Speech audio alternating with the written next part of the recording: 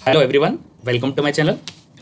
Last lecture में हमने cover किया था ऑपरेटर्स। ऑपरेटर्स क्या होता है, डिफरेंट टाइप के ऑपरेटर्स हमने देखे थे। देन हमने ऑपरेंड समझा था, ऑपरेटर प्रेसिडेंस टेबल समझी थी। तो लास्ट लेक्चर थ्योरेटिकल लेक्चर था एंड इस पर्टिकुलर वीडियो में हम हैंड्स ऑन करने वाले हैं और सारे ऑपरेटर्स को हैंड्स ऑन करके देखने वाले हैं, समझने वाले हैं। ठीक है, तो स्टार्ट करते हैं अरिथमेटिक ऑपरेटर से। सबसे पहले हम addition, subtraction, multiplication and division करेंगे। तो मैं दो वेरिएबल्स ले लेता हूँ और उनमें कोई वैल्यूज स्टोर करवा लेता हूँ। Let's say let A is equal to 20 and let B is equal to 10। ठीक है, तो एडिशन के लिए हम क्या करेंगे, A plus B, A minus B, A into B and A division B. ठीक है, तो अपना आंसर आ गया 30, 10, 200, 2। ठीक है, तो नेक्स्ट इज कि अगर हम सेम लाइन में मल्टीपल, सेम एक्सप्रेशन में सॉरी, अगर हम सेम एक्सप्रेशन में मल्टीपल ऑपरेटर्स को यूज करना चाह रहे हैं, let's say 10 minus 20 plus 30 into 10, इस तरह से हम कुछ भी यूज करना चाह रहे हैं। देखो 3 ऑपरेटर्स मैंने यूज़ किए हैं। तो अब ये कैसे आंसर आया, अगर आपको ये नहीं समझ में आता तो आपको ऑपरेटर प्रेसिडेंस टेबल जाके देखनी चाहिए और उसको समझना चाहिए। नहीं आपको आता है तो लास्ट वीडियो में देख लो, आपको मैंने एक्सप्लेन किया। तो हमें सबसे पहले ये पता होना चाहिए अगर 3 ऑपरेटर्स हैं तो सबसे पहले सबसे ज़्यादा प्रेसिडेंस किसकी है। सबसे ज़्यादा प्रेसिडेंस है मल्टीप्लिकेशन की, तो मल्टीप्लिकेशन की सबसे ज़्यादा प्रेसिडेंस है। देन प्लस और माइनस की सेम प्रेसिडेंस है, but order will be left to right. ठीक है, तो यहाँ पे 30 प्लस 10 पहले परफॉर्म होगा। सो आंसर, सो 30 प्लस 10 मीन्स 300। ठीक है, तो इस तरह से हो गया 10 माइनस 20 प्लस 300। ठीक, नेक्स्ट इज प्लस और माइनस। तो प्लस और माइनस दोनों की प्रेसिडेंस सेम है, बट ऑपरेशन जो भी परफॉर्म करेंगे वो लेफ्ट टू राइट होगा। इट मीन्स माइनस पहले होने वाला है, तो 10 माइनस 20 विल बी माइनस 10। तो ये हो जाएगा minus 10 plus 300 and minus 10 plus 300 will be 290, इसलिए हमारा यहाँ आंसर आ रहा है 290। ठीक है, तो ऑपरेटर प्रेसिडेंस टेबल बहुत ज़्यादा इंपॉर्टेंट है अगर हम मल्टीपल ऑपरेटर्स यूज कर रहे हैं in a same expression. Otherwise single operator है तो कोई प्रॉब्लम नहीं है, फिर डायरेक्टली हम परफॉर्म कर सकते हैं। बट अगर मल्टीपल ऑपरेटर्स हैं तो हमें ऑपरेटर प्रेसिडेंस टेबल पता होनी चाहिए, otherwise there will be problem, आपको समझ में नहीं आएगा। ठीक है, कि आंसर कैसे आ रहा है। ठीक, तो एडिशन कवर हो गया, subtraction, multiplication and division. Next is exponential. ठीक है, तो लेट्स से कि आप एक्सपोनेंशियल के लिए आप क्या करेंगे, यहाँ पे जैसे मैंने नंबर लिखा 2, एक्सपोनेंशियल ऑपरेटर लिखा और यहाँ पे लिखा, तो इसका क्या मतलब है, इसका ये मतलब है 2 into 2 into 2 into 2 into 2, it will B 32। ठीक है, तो आंसर आ गया 32। In the same way 5 exponential operator 2, तो it will B 5 into 5, answer will B 25। ठीक है, तो एक्सपोनेंशियल होता है। Next is modulus. हम इसको बोलते हैं, क्या बोलते हैं, हम इसको बोलते हैं मॉडुलस। बट इसका मीनिंग क्या होता है, ये रिमाइंडर ऑपरेटर होता है, रिमाइंडर निकालने के लिए होता है, डिवीजन रिमाइंडर निकालने के लिए, या फिर आप इसको जैसे हिंदी में बोलते हैं शेषफल, शेषफल निकालने के लिए होता है। तो लेट्स से मैंने यहाँ पे लिखा 10 मॉडुलस 3। ठीक है, तो answer will B 1। Let's say 17 modulus 3, तो answer will B 2।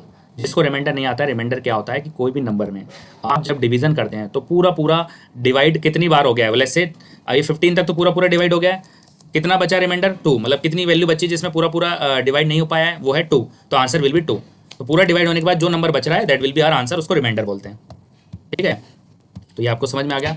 Next is increment and decrement. देखो मैं यहाँ पे कोई वेरिएबल ले लेता हूँ, या ए इज ऑलरेडी देयर तो मैं ए को ही यूज़ कर सकता हूँ 10। मैं यहाँ पे अगर लिखता हूँ प्लस प्लस ए, इसका क्या मतलब है, इसका वही मतलब है जो हम इस तरह से लिखेंगे, ए इक्वल टू ए प्लस 1, मतलब ए में 1 ऐड कर दो, ए की वैल्यू में कितना ऐड कर दो, 1 ऐड कर दो, सो इट विल बिकम 11। तो यहाँ पे क्या आएगा आंसर, 11 आने वाला है आंसर, इसका आंसर क्या आने वाला है, 11 आने वाला है। अब अगर मैं नेक्स्ट लाइन में फिर से प्लस प्लस ए करूंगा तो यहाँ पे फिर से 11 नहीं आएगा, 12 आएगा। वाई, बिकॉज लाइन नंबर 15 पे ए की वैल्यू चेंज होके 11 हो चुकी है। इट्स नॉट लाइक कि 10 से 11 हो गया है, बट ए की वैल्यू भी 11 हो गई है। ये जो चेंज हुई है ना वैल्यू, वो ए में रिफ्लेक्ट करेगी, it will be A equal to A plus 1। तो यहाँ पे 11 हो गया है, देन 16 पे 12 हो गया है। अब मैं इसको जितनी टाइम यूज़ करूँगा, लेट्स से मैं इसको फिर से लिखता हूँ प्लस प्लस ए, तो इस 13 हो जाएगा, फिर प्लस प्लस ए तो ये 14 हो जाएगा। ठीक, तो इस तरह से आपको याद रखना है। बट इसका एक वेरिएंट और होता है ए प्लस प्लस, जिसको हम बोलते हैं, इसको हम बोलते हैं प्री इंक्रीमेंट और इसको बोलते हैं पोस्ट इंक्रीमेंट। तो इसका क्या मतलब है, इसका क्या मतलब है, जब आप लेफ्ट साइड में प्लस प्लस यूज़ करते हैं, ठीक, और इसको कहीं पे भी देखो, अगर आप इस तरह से लिखोगे तो कुछ भी फर्क आपको समझ में नहीं आएगा, आपको लगेगा तो सेम है, यहाँ पे भी एक वैल्यू बढ़ी, यहाँ पे भी वैल्यू बढ़ी है। बट ये इसका जब मेन डिफरेंस कब आता है, जब आपको इसको किसी पर्टिकुलर एक्सप्रेशन में यूज़ करने वाले हैं। कैसे यूज़ करने वाले हैं, ये जैसे मैं लिखता हूँ यहाँ पे, लेट्स से मैं यहाँ पे लिखता हूँ, मैं अगेन एक वेरिएबल ले लेता हूँ, या फिर B is equal to N कर लेता हूँ यहाँ पे। अब मैं यहाँ पे लिखता हूँ, देखना plus plus A plus plus A. So answer will be 27। ये 27 कैसे हुआ? 10 no sorry B, I will use B instead of A, है ना। तो बी 10, यहाँ पे 10 कितना हो गया 11, और यहाँ पे 10 कितना हो गया 12, तो 11 + 12 आंसर इज 23, नो प्रॉब्लम। ठीक है, आगे बढ़ते हैं अगेन, या फिर मैं सेम एक्सप्रेशन में ही चेंज करता हूँ। मैं इस बार प्लस प्लस बी करने के बजाय बी प्लस प्लस करूँगा। ठीक है, बी प्लस प्लस करूँगा। अब आप आंसर देखो, आंसर आया है 22। क्यों आया ये आंसर? ये समझना बहुत ज़्यादा इंपॉर्टेंट है। अगर ये नहीं समझ में आया तो आपको प्लस प्लस और माइनस माइनस में हमेशा कन्फ्यूजन रहेगा। ठीक है, 10 plus plus B it means 11 and plus B plus plus फिर मीन्स 12, तो आंसर तो 23 आना चाहिए, बट वाई आंसर इज 22? उसका एक रीज़न है। देखो, जब हम प्लस प्लस पहले यूज़ करते हैं, लेफ्ट साइड में यूज़ करते हैं, तो क्या होता है कि वैल्यू पहले बढ़ती है, यूज़ बाद में होती है। ध्यान रखना, वैल्यू पहले बढ़ेगी, यूज़ बाद में होगी। So it will become 10 to 11, तो यहाँ पे it will 11 plus B plus plus, तो यहाँ पे प्लस प्लस बाद में लगाया, राइट साइड में लगाया, इट मीन्स जो वैल्यू है बी की वही यूज़ होगी, प्लस प्लस बाद में होगा, प्लस प्लस बाद में होगा। सो इट विल बी 11 ओनली। तो 11 11 22, और जब ये अपना आंसर आ जाएगा, जब ये एक्सप्रेशन रिजॉल्व हो जाएगी, तब उसके बाद ये प्लस प्लस बढ़ेगा। तो क्या अगर मैं यहाँ पे बी लिखता हूँ तो आंसर क्या आने वाला है? क्या आंसर यहाँ पे 12 आने वाला है बी की जगह? एग्जैक्टली, बिल्कुल 100% 12 आने वाला है, बिकॉज ये प्लस प्लस तो हुआ है, बट यहाँ पे जो प्लस प्लस हुआ था वो यूज़ नहीं हुई है, वो वैल्यू यूज़ नहीं हुई है। देखो, और इसको समझने के लिए मैं क्या करता हूँ, फिर से यहाँ पे मैं इसको थोड़ा सा टफ बना देता हूँ, plus plus B and then B plus plus. अब आप इसको देखो, 10 इट विल बिकम 11। ठीक है, तो यहाँ पे लिख देता हूँ 11, then plus B plus plus, B plus plus मतलब जो वैल्यू यहाँ तक है बी की वही यूज़ होगी, इट विल बी 11। ठीक है, फिर मैंने यहाँ पे प्लस यूज़ किया। अब देखो, ये प्लस यहाँ जब ये बी प्लस प्लस लिखा मैंने, और जब इस प्लस प्लस बी पे आया, तो तब तक ये एक्सप्रेशन जो भी है, मतलब इसकी बी की वैल्यू तो यूज़ हो चुकी है, लेकिन यहाँ आने से पहले बी प्लस प्लस हो जाएगा। इट मीन्स यहाँ से 11 से यहाँ आते आते यहाँ पे वैल्यू कितनी होगी 12, और हमने यहाँ को इसको प्लस प्लस कर ही दिया ऑलरेडी, तो it will become 13, it will become 13। Then plus, अब यहाँ पे देखो अगेन बी प्लस प्लस है, तो वैल्यू 13 ही यूज़ होगी, जो प्लस प्लस है वो बाद में होगा, तो यहाँ पे वैल्यू बी की हो जाएगी 14 अगर हम इसको प्रिंट करवाएंगे। लेकिन मैं इसको कमेंट कर देता हूँ अभी के लिए ना, just to check the answer. तो 11 11 इज 22 एंड देन 13 13 प्लस 26, तो इट विल बिकम 48। सेव करो, तो देखो आंसर 48 आ गया। तो इस तरह से आंसर आ रहा है। अब अगर मैं इसको प्रिंट करवाता हूँ अभी को, तो आंसर विल बी 14।